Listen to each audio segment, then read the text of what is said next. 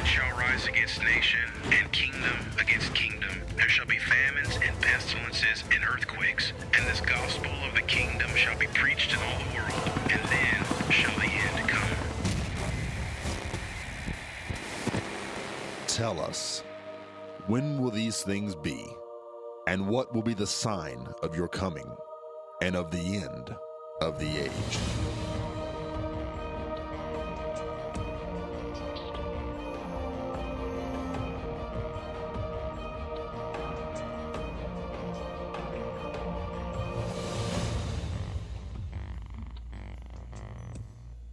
Here's today's prophecy update.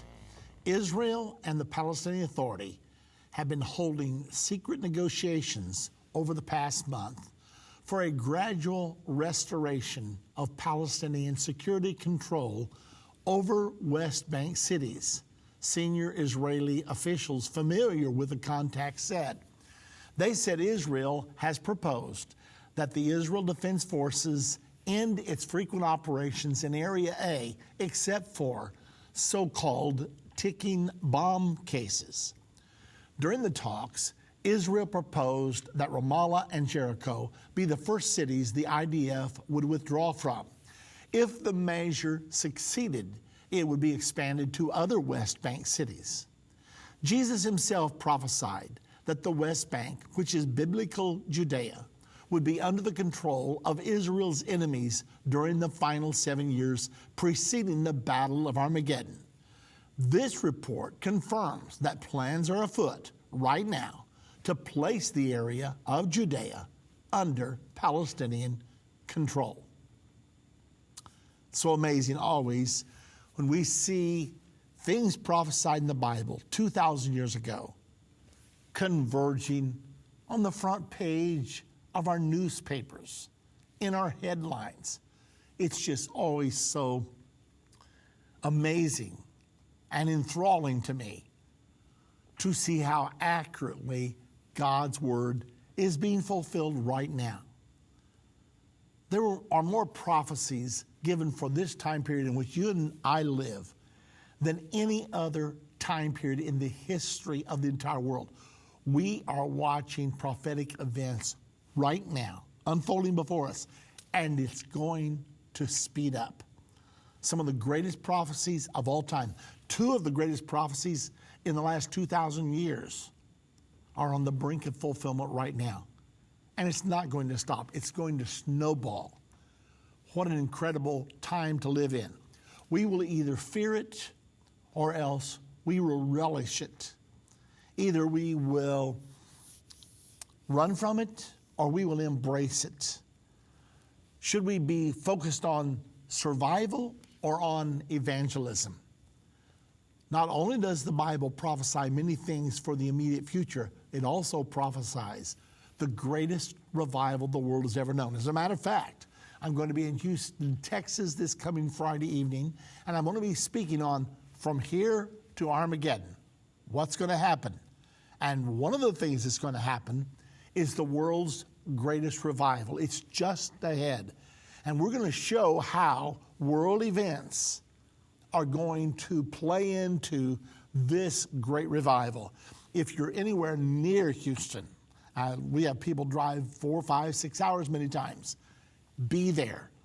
From here to Armageddon, I'll be telling you exactly what's going to happen and backing up everything with Scripture. And then we'll be talking about how all of this is going to feed the flames of great end-time revival. I'm talking about revival greater than was experienced by the early church in the days of the apostles. Now, this is going to be this coming Friday evening, March the 18th at 7:30 p.m. The location is Christ Church there in Houston, 12815 Fuquay Street. Let me repeat that to you. 12815 Fuquay Street in Houston, Texas.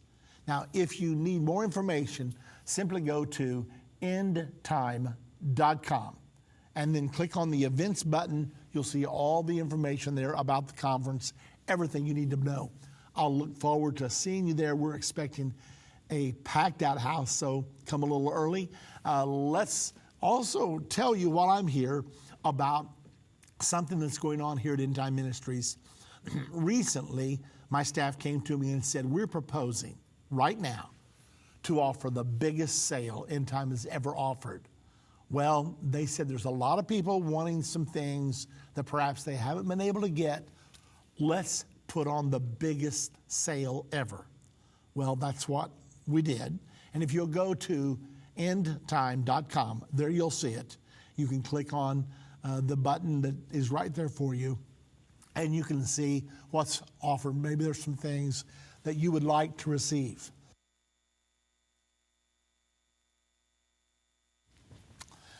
We're going to talk today about some breaking stories that are of tremendous significance. I want to go first of all to the prophecy of Daniel 9, verse number 27. This is the famous prophecy of the coming peace agreement that will be signed between Israel and the Palestinians. Now, it's much in the news right now. I'm going to read one verse, and then I'll need to explain it because it's not self-evident. In Daniel 9:27, it says, speaking of the Antichrist, and he shall confirm the covenant with many for 1 week. Now let me pause there. He's the Antichrist. The covenant is the Abrahamic covenant that God had entered into with Abraham in Genesis 15:18, where he said, I enter into covenant with you this day, that the land on which you dwell will be yours and your descendants after you forever. So the Antichrist is going to confirm Israel's right to exist, which is the most hotly disputed question in the world today. And he's going to confirm it for 1 week of years, or for a 7-year period, depending on which translation you're reading. Some people say he will confirm it for 1/7. Some even say for 7 years. But anyway, that's the meaning. The Antichrist will confirm Israel's right to exist for 7 years. So this is the prophecy of a coming peace agreement. It goes on to say, and in the middle of the 7 years, he will cause the sacrifice and the oblation to cease, which will be resumed by then because the Jewish temple will have been rebuilt by then. And then for the overspreading of abominations, he shall make it desolate, even until that determined shall be poured upon the desolate. It's simply talking about the time when the Antichrist will stand on the Temple Mount claiming to be Messiah and God. So what is this prophecy saying? This prophecy is saying that the area called the West Bank or Judea is going to be a Palestinian state. And the dispute over Jerusalem will continue to fester during the final 7 years. Now, I'm simply laying the background here. I'm not teaching the whole prophecy because that would take a long time. But I'm simply telling you that's what the prophecy says. And the reason I am is because of the breaking news over the last few days. I have right now an article, PLO leader asks Obama aid to use UN against Israel. This comes from Israel National News on the 13th of March. Hanan Ashrawi, a senior member of the Palestine Liberation Organization, known as the PLO, the executive committee held a series of meetings with top officials and lawmakers in Washington, D.C. last week. Now, this is according to a PLO press release on Saturday. In the meeting, Ashrawi called for American support for a French initiative to force concessions on Israel or else recognize a plan that France's new foreign minister has toned down.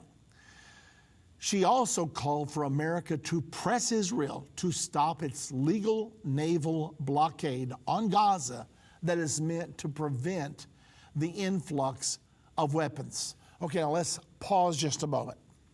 Get the picture.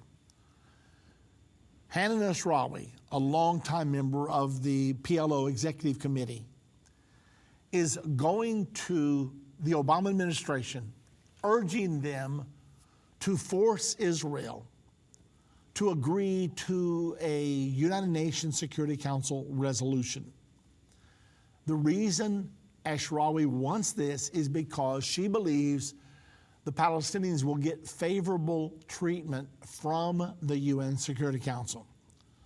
She is saying that we can't get what we want at the diplomatic table, even though several regimes have offered very generous terms for a peace agreement, all the way back to Ehud Barak, also to Olmert. Both of those offered virtually to return 100% of the land that Israel took in the 67 war, even though Israel did not start that war. They've offered to return that land and create other very generous positions, and yet the Palestinians are unwilling to accept that. They want every inch of the land that Israel took in the 67 war, even though Israel didn't take it from them. Israel took it from the Jordanians who had occupied the territory in 1948. A lot of people are not aware of that. They did not take it from the Palestinians.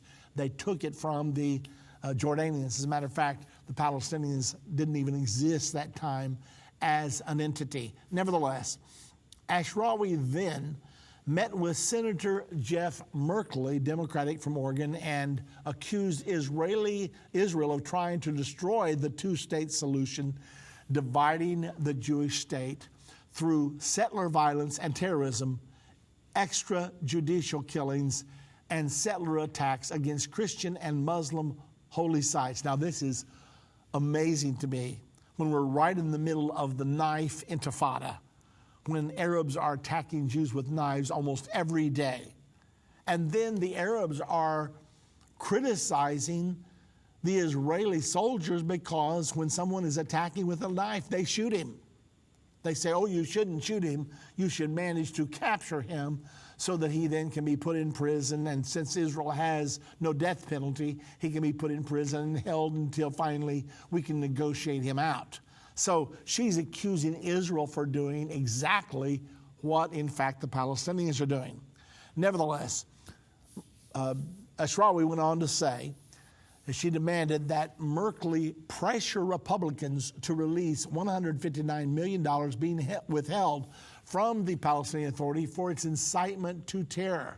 There was a law that was passed in our Congress that if the Palestinians were involved in incitement, that some of the money that America normally gives to the Palestinian Authority would be withheld. Well, the incitement continued, and so that money has been withheld. Continuing on, Obama's assistant, in the last meeting of her visit, Ashrawi met with Obama's assistant, Rob Maley. He is officially the special assistant to President Barack Obama and White House coordinator for MENA. And Stephen Galpern, National Security Council Director of Israeli-Palestinian Affairs. In the past, Maley had to end his role as advisor for the Obama administration in the 2008 presidential campaign after it came out that he held talks with Hamas. After it came to power in Gaza in 2006, Hamas is designated as a terrorist organization by the U.S. Okay, now let's pause here just a moment. Did you understand what I just said? O'Malley, who was advising the Obama campaign, had to resign because he held meetings with Hamas when it was officially designated as a terrorist organization. Well, guess what? He's now back as special advisor to Barack Obama. Not going to be a very neutral advisor, I might tell you. Furthermore, Maley is a member of the Council on Foreign Relations, which is highly prejudiced against Israel and is pressuring Israel continually. Plus, the Council on Foreign Relations also works toward a one-world governmental solution all the time. Okay, in the meeting with Maley and Galpern, Ashrawi asked for the U.S. to support future Palestinian moves and for the United Nations to play a more significant role in ending the occupation. Okay, now let's see what's she really asking. She's saying we don't want to negotiate. We want you to create a UN resolution favorable to our position, and then we want the world community to pass it so that Israel becomes obligated to obey it. So we don't want negotiations here. We want a mandate passed down from the world government upon Israel. Now, Ashrawi's comments on the UN are particularly meaningful given a Wall Street Journal report last week which cited senior U.S. officials revealing U.S. President Barack Obama intends to use the UN to divide Jerusalem. Now, let's pause just a moment because President Obama has made no bones about it. He throws a fit every time an apartment complex is opened in East Jerusalem. He continues to make it well known that he believes Israel has no right to East Jerusalem, even though Israel adopted the territory in 1980 and made it their eternal capital of the nation of Israel. And by the way, Jerusalem has never been the capital of any other people. It has only been the capital of the nation of Israel.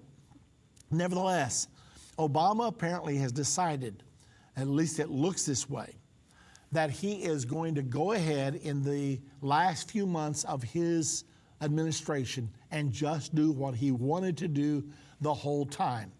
The article goes on to state he reportedly intends to reverse American policy of vetoing anti-Israel resolutions at the UN Security Council and give a free hand to pressuring Israel before his term ends. Okay, now this is horrible news for Israel. Israel, all they can really do is hunker down until the Obama travesty passes. Many people have said that Obama has been the worst thing that ever happened to the modern state of Israel. And of course, it's true. Now, if this develops, then it's going to be adding injury to insult. Well, let's continue on now because here's the question. If the UN Security Council passes a resolution, does it have the authority to impose that on Israel? That's the big question. An article entitled, "Can the UN Legally Impose a Solution on Israel?" appeared on the 10th of this month in Israel National News. The Jews are thinking about it, I promise you. Here's what the article had to say. A movement is afoot to get the UN to predetermine borders between Israel and the future 23rd Arab state, and to recognize East Jerusalem as its capital. Such predetermination would be a violation of the roadmap, which calls for a negotiated solution where negotiated implies freedom to say no. In other words, this resolution would mandate, it wouldn't be a negotiation. It would just simply say, this is what we insist that you do, and if you don't, there will be consequences. Let's continue on. And such predetermination would prejudge the outcome, which the world never tires of telling Israel no one can do. In other words, would it be legal by international law for the UN to dictate a solution? Now, this brings us up a question that I want all of us to think about. Does international law supersede national law? Those of us who live here in the United States of America need to consider this carefully, because if it supersedes international law for Israel, then it supersedes international law for everybody. Are we ready to surrender our sovereignty to the United Nations? That's the question. Now, there are many people in America who are, including President Barack Obama. He is a believer in one world government, as is Hillary Clinton, as is Bill Clinton. They are believers in world government.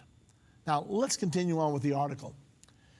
David Solway in the United Nations said public enemy number one recommended that the U.S. withdraw from the UN. He recites in a detailed way what is wrong with the UN and why it is the enemy of the U.S. and freedom. Oh, now, let's not move too fast here. Let's think about this. This man is saying the United States wants to get out of the United Nations because it's the enemy of U.S. sovereignty and U.S. freedom. He quotes from a State Department official in 1945 where he says, there is no provision in the Charter itself that contemplates ending war. It is true the Charter provides for force to bring peace, but such use of force is itself war, obviously. The Charter is built to prepare for war, not to promote peace. The Charter is a war document, not a peace document. While the Charter pays lip service to national sovereignty by pledging to maintain the sovereign equality of all its members, for no one would have joined otherwise, it is all about limiting such sovereignty. Thus, joining the UN actually negates sovereignty. Now, these are sobering words indeed, because the Bible prophesies the UN is going to be the world structure the Antichrist will use to impose his one world government upon this world. Should the United States really get out of the United Nations? If we don't want to surrender our sovereignty, we should. If we don't want to be incorporated under a one world government, we should. Now, let's pause a moment. Most of us have been brainwashed to the point that that seems like a radical position. Get out of the United Nations? Are you crazy? I'll never forget when I was taking U.S. history in high school, we came to the last chapter of the book. And in big, bold letters, the chapter was titled, The United Nations, Mankind's Last Hope for Peace. Now, I didn't even know what the United Nations was in those days. But here they were indoctrinating high school students that the UN is mankind's last hope for peace. The truth of the matter is, the UN is the Antichrist hope to impose a one world government upon all of us. Now, let me give you a scripture without just telling you this. In Revelation 13, verse 1 and 2, there is a picture of the one world government of the end time. It describes a beast with the body of the leopard, Germany, the feet of the bear, Russia, the mouth of the lion, Great Britain, and the 10 horns of a 10-nation union that will come out of Europe. And it says, it depicts this as being one beast. A beast in Bible prophecy always represents a nation or a kingdom. So it depicts this end-time beast, which will be a union of Great Britain, Russia, Germany, and the powers of Europe. That's the power base of the Antichrist. And then it says this, and the dragon gave the beast its seat, its power, and great authority. If you want to know who the dragon is, go a few verses up to chapter 12, verse 9. It says the dragon is that old serpent called the devil and Satan. Satan gives this world government structure its power and great authority. The world government structure depicted there will definitely work hand in hand with the UN if it's not the UN itself. Okay, so think about this. This whole thing is demonic. Why then should it be radical to say the United States should get out? Because we're moving in one direction, and that's the surrendering of U.S. sovereignty to the United Nations. Did you notice when President Obama wanted to go against Gaddafi in Libya? Did you notice he went to the UN for a resolution? He didn't go to the United States Congress for a declaration of war. He went to the UN for a resolution. They gave it to him, and the very next day, NATO was bombing Libya.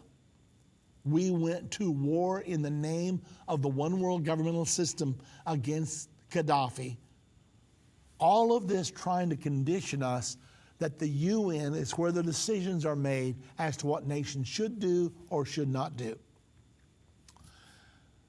I'm telling you, the plot is thickened, and the Bible prophesies a one world government. The Antichrist will rule that one world government, and these very things we're talking about today have to do with that. Let's continue on in the article. No one can understand the reasoning behind self-defeating policy of the United States government without an awareness of the enormously harmful influence of the Council on Foreign Relations. Now, I told you earlier that Advisor Malley, who's advising President Obama on Middle Eastern affairs, is a member of the Council on Foreign Relations.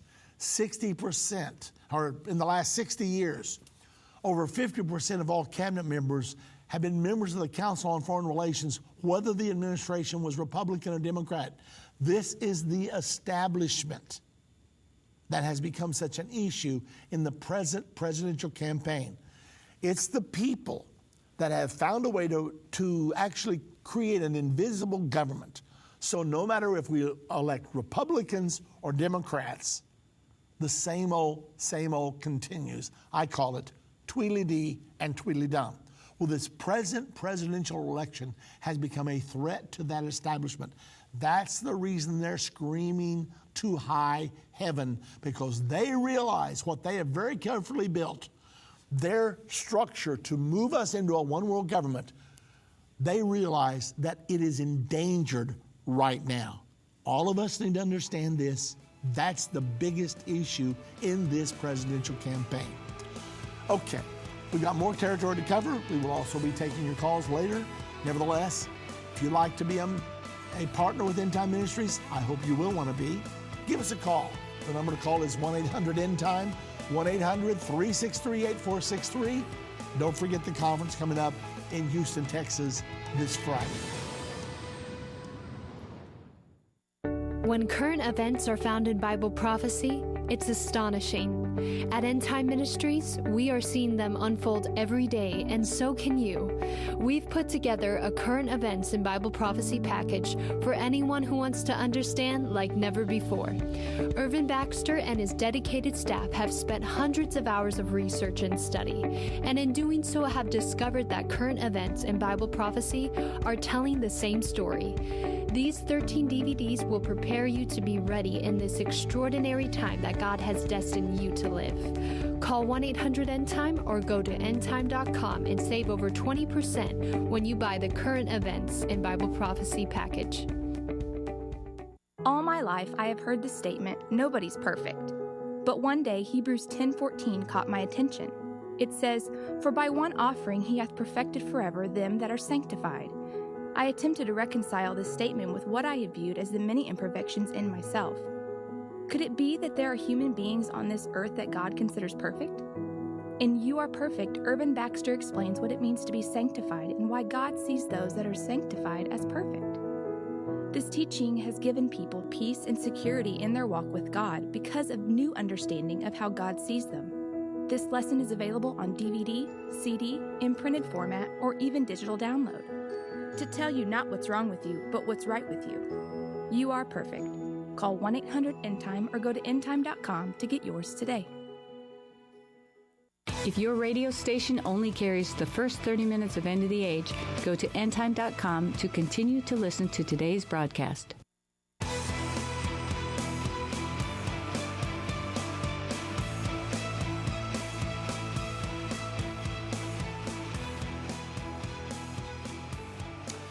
In case you're just joining us, we're talking today about the push that's happening right now for the United Nations Security Council to pass a resolution mandating the terms of peace between the Palestinians and the Israelis. Now the question is, if they pass this resolution, does this mean that Israel will be forced to comply? If Israel does not comply, will the United Nations levy economic sanctions against Israel and possibly exercise military force against Israel? Now, the reason this is so ominous is because in the end, the UN is going to exercise military force against Israel. So what we're talking about today has everything to do with the Battle of Armageddon. Zechariah 14:2 says, I will gather all nations against Jerusalem to battle. So when it says all nations, it means a world government force under the flag of the UN. That's going to happen. It's going to happen at Armageddon. We do not know whether that will be preceded by economic sanctions or not. We do know there's going to be some kind of an agreement. And the Bible says the Antichrist will be involved in that agreement. So this shift from negotiations between Palestinians and Israelis under United States leadership, the shift to the world government platform is highly significant since the Antichrist is prophesied to be involved. We are watching this whole prophecy about a peace agreement unfolding. And this is not just any little prophecy. This is the one prophecy that has a timeline attached to it. When this agreement is implemented, whether it's through negotiation or through a UN resolution, when it is implemented, the final 7 years to Armageddon will begin. And they're trying to do it this year. I mean, when I think about this, I don't mind telling you, it makes my hair stand on end. But just to think that you and I could enter the final 7 years to Armageddon this year. That's the reason that I am so urgent with the huge job that must be done. And that's the reason I ask you to join us here at Endtime Ministries. I'd love to double the reach of Endtime Ministries. We're getting ready to go to Europe. And we're going to be holding a prophecy conference in London and one in Paris. We need to be on the air in Europe. We need to be on television. There is a major network there, but presently we don't have the finances to do it. If you would join us as a partner, it would give us the additional muscle we need to do that, because Europe's days are numbered. I looked at a friend of mine who's a missionary in Germany right now. I said, you guys have to hurry, because you're going to feel the pressure first. The Antichrist, his power base is going to be Europe. And I have such a burden for Europe right now. That's the reason, in spite of the fact I'm horribly busy, don't really have the time to do it.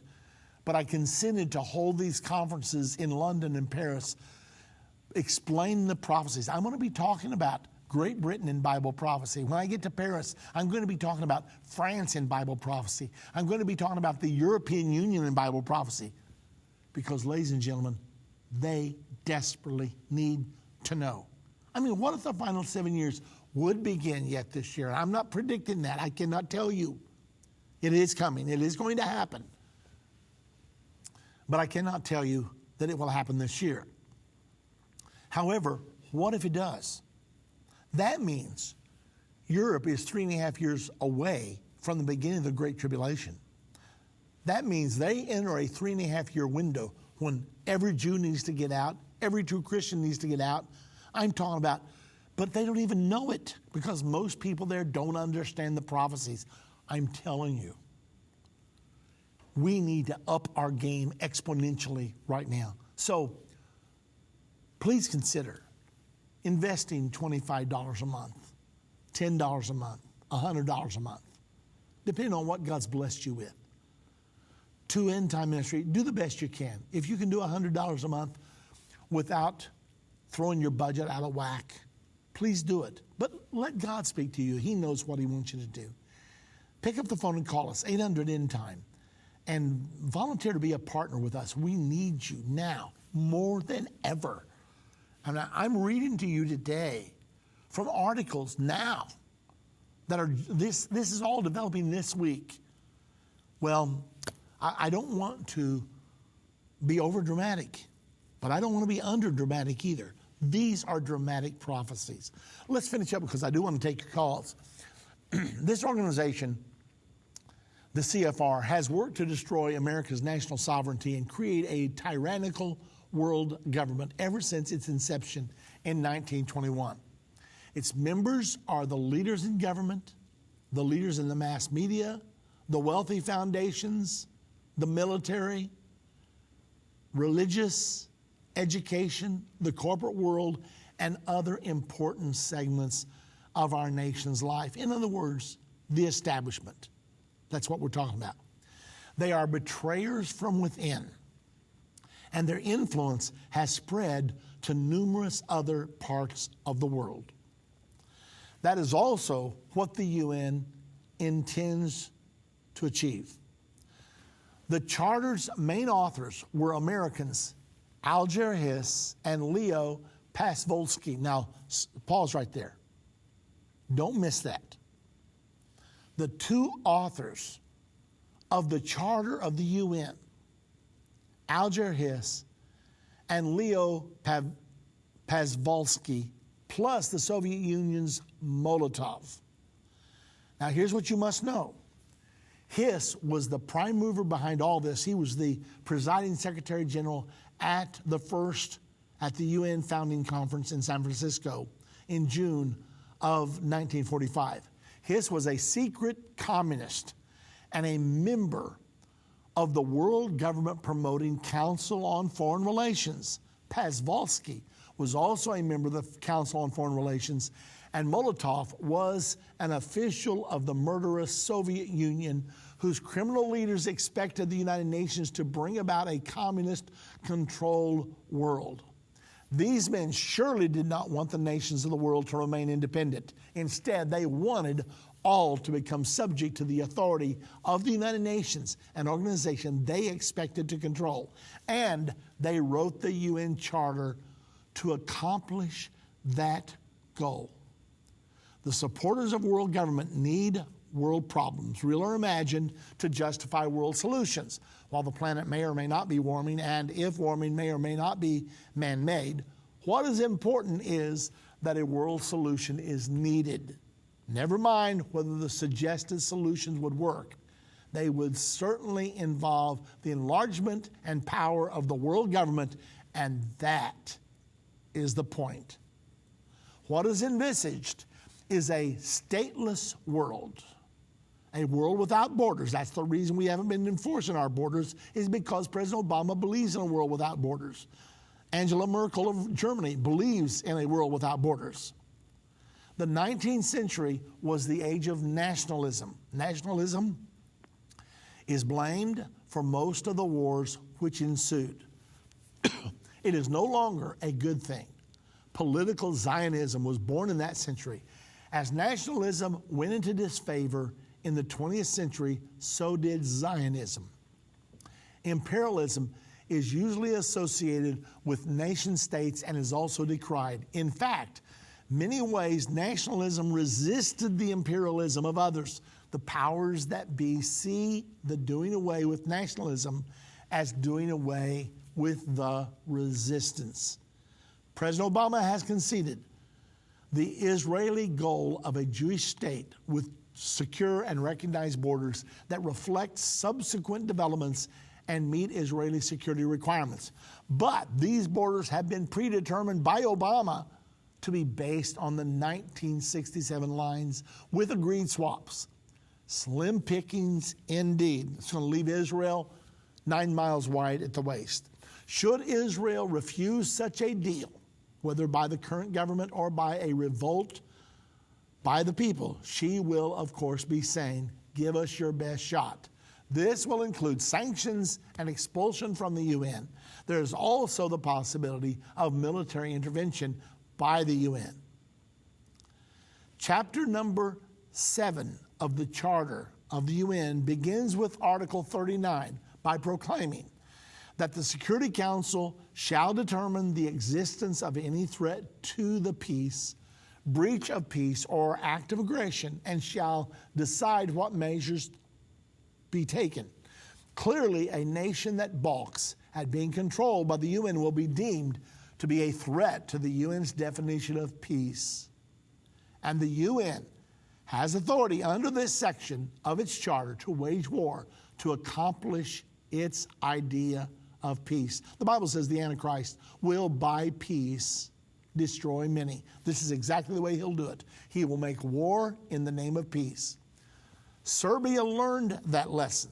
But before it comes to that, Israel would respond by taking the battle to the American people and to the U.S. Congress, their extension.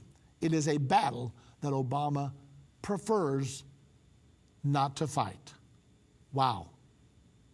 Heady stuff, weighty material for us to think about. I do not know whether the United States will remain in the United Nations or not. It would be wonderful if we would get out. However, whether that happens or not, we're moving right now in this direction. It looks like to me very likely that the United Nations will end up passing a resolution. Now, one more thing before we go to the phones. Alger Hiss was sitting beside President Roosevelt at Yalta when they negotiated the new borders of Europe. Everybody wondered why the Soviet Union ended up controlling so much of Eastern Europe, enslaving many nations for 50 years under communist domination. Well, the reason was Roosevelt was a dying man. He died 10 weeks later after the Yalta meeting. Hiss was carrying the bulk of the negotiations at Roosevelt's elbow. It came out 3 years later that Hiss was a communist spy. He was convicted and sent to prison. Think about this. So the Soviets had their man on both sides of the table. This same man was entrusted to write the charter for the United Nations. He designed it to be a world Marxist government. They've made great strides since then. Should it surprise us, given this, that we have a Marxist, at least one, running for president in the United States right now? Now, you do understand a socialist and a Marxist is the same thing. I read the Communist Manifesto. Guess what? Karl Marx didn't use the word communism one time. He always said democratic socialism. So, Alger Hiss designed the United Nations to be a world socialist government, and that's the reason most every nation on earth is moving towards socialism. And with the passage of Obamacare, 20% of our economy was put under the control of a government. Another huge leap towards socialism. It's later than you and I think, ladies and gentlemen. Become a partner with us today. The number to call, 1-800-ENDTIME. Please don't wait. We need you now more than ever. You're listening to End of the Age. The number once again, 1-800-END-TIME. In the space of just 1 week in Paris, France, 8 synagogues were attacked. One was firebombed by a 400-strong mob. Additionally, a kosher supermarket and pharmacy were smashed and looted. The crowds chanted, "Death to the Jews," and slit the Jews' throats. One banner at the demonstrations read, "Israel, hell."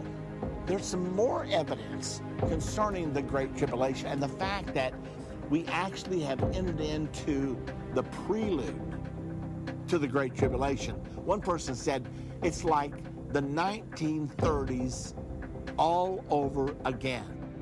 Go to endtime.com and under Irvin's Thoughts, click the Great Tribulation to watch this video.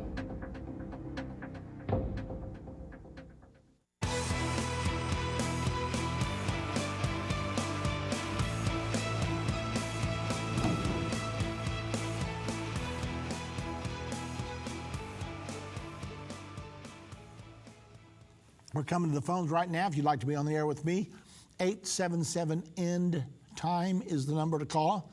Let's go right there right now. I know we've only got one segment left, so I'm going to give this to you. Let's go to Kentucky. Bruce is calling from Kentucky. Hello, Bruce. Hello, Pastor Baxter. I want to make a quick observation and get your opinion off the air. In World War I, after World War I, they established the League of Nations with an attempt of New World Order. Then around the time of the Great Depression, we know that J.P. Morgan helped instigate the Great Depression with the intent to install central banks in America. World War II, some people were saying that it was possibly a red flag. Pearl Harbor was a red flag, so that America could get into the war. And then after World War II, they created the United Nations in an attempt to a new world order. Now we jump closer to today. 1991, we have Desert Storm. Let me back up real quick. Hillary Clinton has even said that we should not waste a good crisis. And so they say that they use crises to their agenda. And so 91, we go into Iraq. 03, we go into Iraq. We go into Afghanistan after 9/11. Of course, some people are saying 9/11 was a red flag as well. And I'm just thinking that maybe we're stirring the hornet's nest with the Muslims in an attempt to create the crisis. As you said a while ago, the world needs problems. And so I'm wondering if we're stirring the hornet's nest over in the Middle East to try to create the crisis so that we could take advantage of the crisis. As you said a while ago, that the United Nations is not in favor of borders. And so right now, Muslims are completely infiltrating Europe. And so we know that the Bible says that the end time, the Great Tribulation saints will be beheaded. And, of course, the modus operandi of the murder of Muslims is beheading. And so I'm wondering, are they stirring the hornet's nest to try to create all of this? And also, we do know that depopulation is a big agenda as well with the elite, quote-unquote, because they feel like that we're overpopulated and we're using too much of the Earth's resource. If you don't mind to comment on that, I appreciate it, and I'll take your answer off the air. Thank you so much, Pastor. Okay, well, thank you, Bruce. Many people do believe that there have been false flags, false crises created by world leaders to make an excuse for them to do what they want to do. Now, I'm not willing to comment unless I know for certain. If I know for certain, I don't mind sticking my neck out and saying so. There's a lot of people who believe that President Roosevelt knew about the attack on Pearl Harbor before it came to pass, but he needed that attack in order to sway the opinion of Americans to allow him to enter the war. I do not know whether that is true or not. I've read many things that say it is. There are other people who believe that the attack on 9/11 was in fact foreknown and that it was used as the excuse to declare the war on terror. I would hate to believe that is true. It would be hard for me to believe. I certainly would hope it is not true. So I'm not in any way implying that, even though there are many, many people out there who do believe that that is true.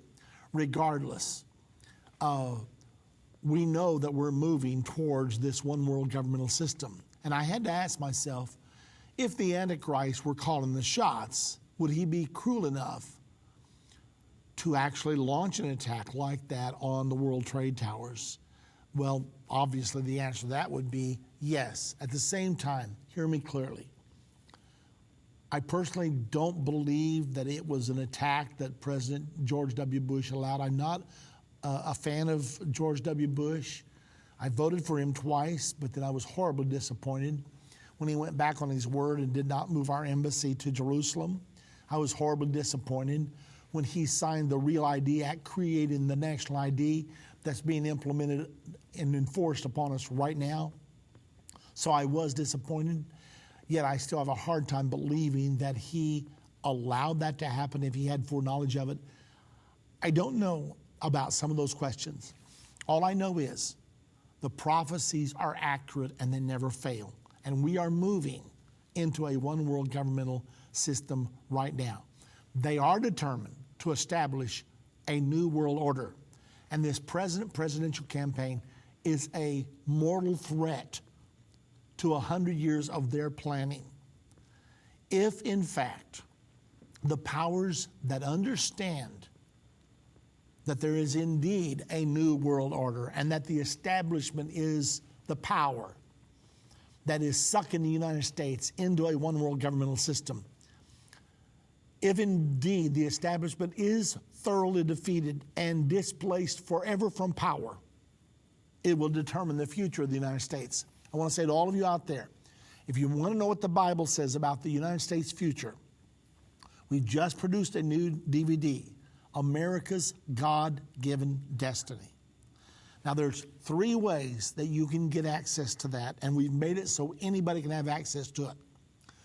Way number 1, since part of America's destiny is to stand with Israel in the end times, way number 1 is to donate $1,000 to the Israel Project so that we can help the Jewish people. If you do that, we'll give you a piece of artwork depicting America watching over Israel in the end time. We'll also give you a letter that we can send to the Jewish people showing them that you contributed to help them. You also will receive a copy of the DVD, America's God-Given Destiny. However, if you can't give $1,000 and you'd like to do $500, you'll still get the physical copy of the DVD as our gift of appreciation. But let's say you can't do either of those things. For a donation of any size, we will give you your password to download the message, America's God-Given Destiny, and it includes Allison Huntley's beautiful song entitled America's God-Given Destiny. It will move you to tears. You will understand what the Bible says about America's future. If you're interested, go to endtime.com, endtime.com, and click the donate button. And then you enter in whatever you want to donate. And you will immediately receive your password so that you can listen to America's God-Given Destiny. I'm hoping every person in America and even in the world will access this because it's so important. Well, let's go back to the phones now. Jay's calling from Louisiana. Hello, Jay. Hi, Brother Baxter. Hello. Hi, Brother Baxter. What's on your mind, Jay? I was hoping that maybe somebody could just ask and request that Donald Trump or one of his children would come on the air with you, that maybe they could get to meet you, and hopefully something great could come out of that. And I just would like for you to, on the air, or just request that Donald Trump come and meet you, since you do have quite a big audience. And anyway, that's what I was calling about, just to put that out there. Well, I appreciate it, Jay, and we have made one effort in that direction by way of email. However, perhaps someone's listening to this program would have some personal contacts with the Trump administration. I would welcome any of the candidates to be a guest on this program. So put the word out there. All they have to do is call us here at 1-800-END-TIME. And let us know who you are, speak to me, and I would be more than happy to make that arrangement. We would love to have those people on here. Great, okay. And I've gotten quite a few people forwarded that video on the 2016, the Super Tuesday, and it was really good. Which video are you referring to? The Super Tuesday, where you talked about the World Trade banks and all the things that were going on beforehand in 1900. Oh, yes. Yes, I understand you're talking about. And by the way, all that information and much more is on our DVD called Master Plan of the Dragon. It talks about the foundation of the Federal Reserve, the foundation of the Council on Foreign Relations, the foundation of the Brookings Institute, and the fact that one person was behind the whole thing and how that is affecting us right here today. So I appreciate you bringing that up, Jay. And I would say to all of you out there, if you have never heard Master Plan of the Dragon, there's nothing else like it, I would really recommend it to you. It's a DVD, and you can get your own copy by calling us here at 1-800-END-TIME. All right. Hey, Jay, thank you so very much. And we appreciate that suggestion because we would love for that to take place. Let's go now quickly, and we're about out of time, but I think we've got time for Steve from Nevada. Hello, Steve. Am I on? You are on. Hi, Evan. The information you put out today is overwhelming me. But but it's so I'm digesting it, but I'm not enjoying it. It's scary, to say the least. But the reason I called was I wanted to share about these 4 witnesses. They are second week of creation, life, death, and resurrection of Christ, New Jerusalem, and the Bible. The second week of creation, 4,000 years passed, Jesus came, first resurrection. 2,000 years will pass, he'll return, second resurrection. Then the millennial reign of Christ. So that week is identified to God by a number 421. That's the number of God's name, which I've shared with you before. Then the second witness, the life, the death, and resurrection of Christ. Pinnacle event of this creation age, the catalyst, 4 witnesses, Matthew, Mark, Luke, and John. Last chapter of the last book, John, is chapter 21. Again, the number 421 identifies to God. Then the destination of eternity, New Jerusalem. The 4th chapter of the book of Revelation identifies the throne room. The 21st chapter of the book of Revelation identifies the tabernacle, New Jerusalem. So the destination and dwelling place of God is identified by the number of his name again, 421. And the Bible. The manifest, prophetically pre-announces every event from beginning to end of the master plan of God. God so chose to sign it at the end with the number of his name. The last chapter of the last book is chapter 22 of Revelation, and the last verse is 21. So, now you might ask yourself, why the previous 3 witnesses were literal 421 events, and the last one has a 2 and a 2. As I've shared before, the length of the master plan journey is 22,000 years long. Steve, I've got to interrupt you because I'm out of time totally. But Satan has a master plan, but God also has a master plan, I promise you. He declared the end from the beginning. It's been a great day here at End of the Age, and we've been talking today about the pending plan of President Obama, apparently, to allow a Security Council resolution and to allow it to be approved without exercising the U.S. veto. We've always used our veto before to protect Israel from coercion from the United Nations. The word is that President Obama is considering not doing it this time. Will he follow through? It would certainly create a political firestorm, I know that much. Anything mentioned on the program today that you're interested in, call us right now.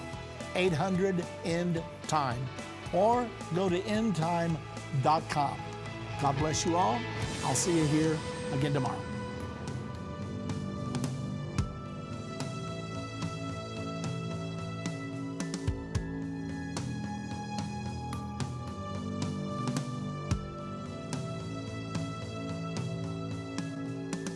End of the Age is a production of Endtime Ministries. This broadcast will be available on our website, endtime.com, in the archives section. On our website, you'll also find more information about how current events are fulfilling Bible prophecy. To reach our operators, call 1-800-END-TIME. That's 1-800-363-8463. Endtime Ministries is partner supported. We would like to say thank you to our partners who made this broadcast possible. To do what Matthew 24:14 said, to reach the world with the gospel of the kingdom.